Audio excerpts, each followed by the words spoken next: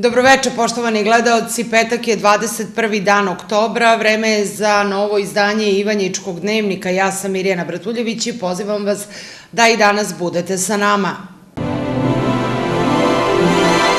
Za vozače u Srbiji proteklih meseci petak je veoma značajan dan jer tada sa nestrpljenjem čekaju da Ministarstvo trgovine, turizma i telekomunikacija objavi kolike su maksimalne cene goriva na benzinskim pumpama za narednih 7 dana.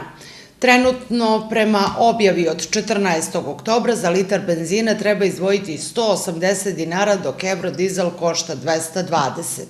I ove cene Srbiju stavljaju na vrh lestvice u regionu. Ovo je novi udar na džep svih, a kako su ga prihvatili Ivanjičani koji, pored visokih cena goriva, muče muku i parkinga po gradu.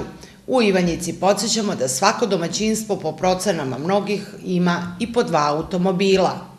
Cene goriva za naše uslove su visoke. Šta ćemo, šta je tu? Bilo je možda i gore kad smo kupovali flaše i balone, tad je bilo još gore vreme. Tako da šta će, koliko treba, koliko imam para, toliko ćemo se voziti, bitno ima skup. Recite mi, šta mislite o aktualnim cenama goriva danas? Bezobrazno. Klasičan bezobrazno. Mislim da država može da se odrekne malo kolača na kontu potrošača. A obzirom da dobijamo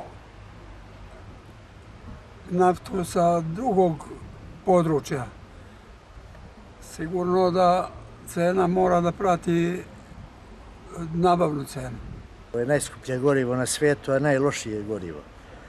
A bile su obećate i kartice na poljoprivredu.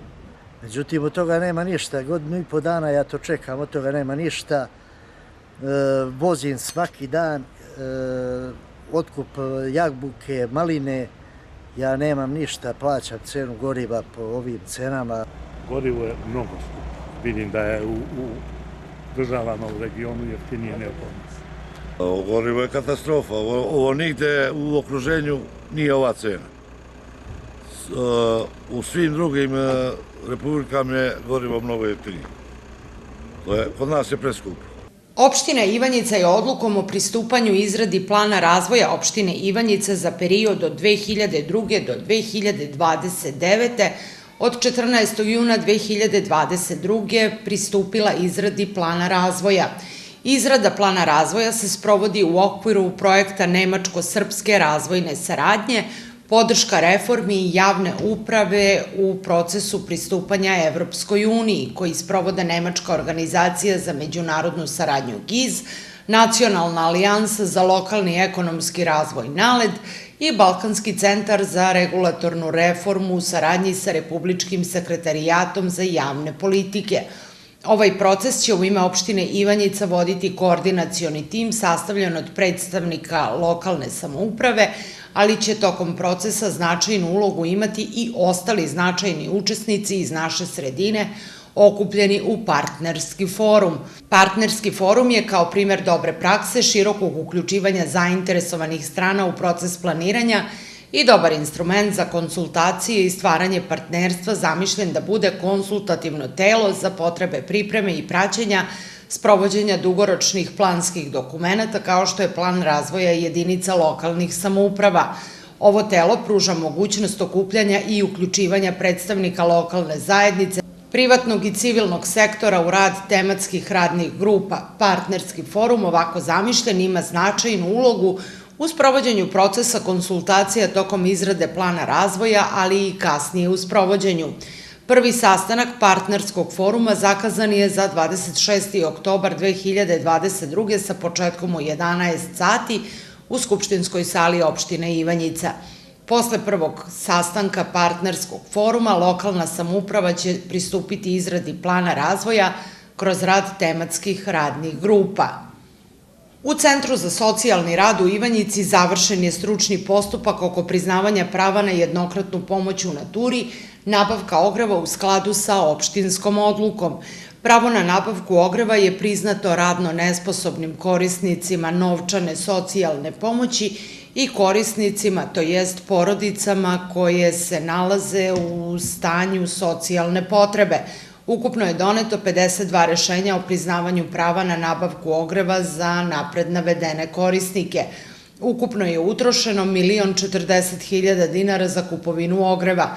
Novčana sredstva za kupovinu ogreva obezbeđena su budžetom opštine Ivanjica.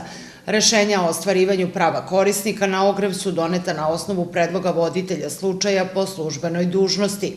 Novčana sredstva su uplaćena korisnicima na tekuće račune. Evo jednog obaveštenja koje nam dolazi iz pogona elektrodistribucije. Zbog radova zamene mernih uređaja 24. oktobra od 8 do 14 sati bez električne energije biće Đurića zgrada. Apeluje se da se u navedenom vremenu što veći broj uređaja isključi sa napajanja posle dolaska struje, da se izvrši njihovo ponovno uključenje. Polako stižemo i do vesti iz sporta. U 16. kolu Mozart Bet Superlige Srbije u fudbalu Javor Matis igra prvenstveni susret u Beogradu protiv ekipe Partizana. Podsjetimo, šampionat je otvorila ova utakmica, a Ivanjičani su već na samom startu šampionata pred domaćom publikom pretrpeli težak poraz od 4:0. Kakve su sada prognoze iz stručnog štaba i iz tabora igrača? Dobra stvar na utakmici kupa je što posle duže vremena, naime posle drugog kola, smo odigrali tako da smo sačuvali svoju mrežu, nismo dozvolili protivniku da nam da gol i ta disciplina u defanzivi moraće da nas krasi i na utakmici protiv Partizana koji je u odličnoj formi i u Evropi i u domaćem prvenstvu, gde su došli do svoje igre, gde su vrlo malo golova primili. Ili su primili iz prekida ili su jedino protiv Nice je to bila druga lopta u njihovom 16-tercu. Teško primaju golove zato što igraju vrlo disciplinovano i to ekipa koja je u stvari orijentisana, ofanzivno igra vrlo disciplinovano i vrlo im je teško dati gol. S druge strane, kažem,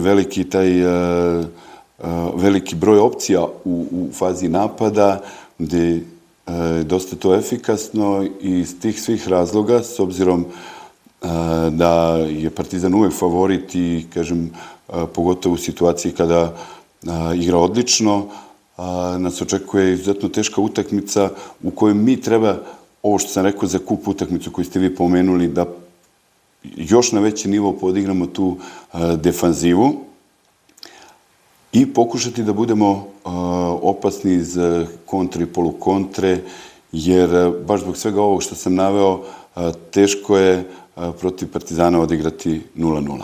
Znači, sa tom nekom idejom na meč koji fraza da nemamo šta da izgubimo. Ne, imamo da izgubimo utakmicu, ne želimo da ćemo sve da ne izgubimo utakmicu, jer optimista u svakoj prilici vidi šansu, a ne samo probleme, svesni snage protivnika, ali sa željom da damo sve od sebe da ostanemo neporaženi. Pa ja bih se složio sa svime što je šef već rekao i želim samo da se nadovežem na to da gostujemo za mene najboljoj ekipi trenutno u ligi. I šef je rekao da više možemo tamo da dobijemo nego što izgubimo. Nije sramota ni izgubiti ni 5:0, ali ako svako da u tom momentu svoj maksimum, možemo da se nadamo nekom čudu i pozitivnom rezultatu što nam u ovom trenutku treba. Sigurno da nije prijatno imati negativne rezultate, ali to nije poremetilo ekipu što se tiče atmosfere. Znamo da nam je potreban samo jedan dobar rezultat da se vratimo na onaj pobednički kolosek koji smo imali, jer smo mi ista ekipa koja je dobila 3 utakmice u nizu, koja je dobila napredak i dala 4 gola napretku u Kruševcu, tako da samo nam je potrebna malo i sportska sreća. Posle Partizana, Ivanjičani će odigrati prvenstveni susret sa ekipom TSC-a. Kako nas to vreme očekuje sutra i narednih dana? Prvoga dana vikenda promenljivo oblačno, na severu uveče i tokom noći mestimično sa slabom kišom. Vetar slab i umeren jugoistočni, uveče i tokom noći u skretanju na severozapadni. Najniža temperatura od 3 do 13, a najviša od 20 do 27 stepeni. U nedelju promenljivo oblačno i suvo sa dužim sunčanim intervalima. Vetar slab i umeren, na istoku povremeno jak severozapadni, uveče u skretanju na južni. Najniža temperatura od 4 do 13, a najviša dnevna od 20 do 24 stepena. U ponedeljak promenljivo oblačno i suvo sa dužim sunčanim intervalima. Vetar slab i umeren, južnih pravaca. Najniža temperatura od 6 do 13, a najviša dnevna od 24 do 27 stepeni.